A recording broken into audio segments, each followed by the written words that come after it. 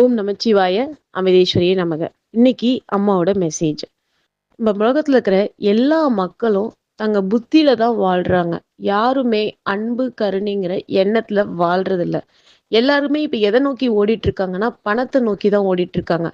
பணம் தான் எல்லாம் நினைச்சிட்டு அவங்க ஓடிக்கிட்டு இருக்காங்க. அதாவது காசே தான் கடவுள், பணம் இல்லாதவன் பிணம் அப்படின்னு அவன் நம்புறான். சோ அந்த பணத்தை சம்பாதிக்கிறதுக்காக எப்படியாவது வஞ்சகமா சூழ்ச்சி பண்ணியாவது அதை நம்ம என்ன பண்ணிடணும்னு நினைக்கிறான், சம்பாதிச்சிடணும் அப்படின்னு அவன் நினைக்கிறான்.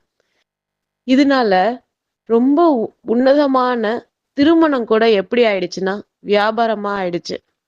நீங்க எவ்வளவு சவரன் போடுறீங்க, நீங்க என்ன பையனுக்கு செய்றீங்க, நீங்க என்ன பொண்ணுக்கு செய்றீங்க. உன்னதமான இரண்டு உறவுகள் இணைகிற, இரண்டு ஆன்மாக்கள் இணைகிற உறவு கூட என்ன ஆயிடுச்சுன்னா இப்போதைய நடைமுறையில ஒரு வியாபாரமா மாறிடுச்சு.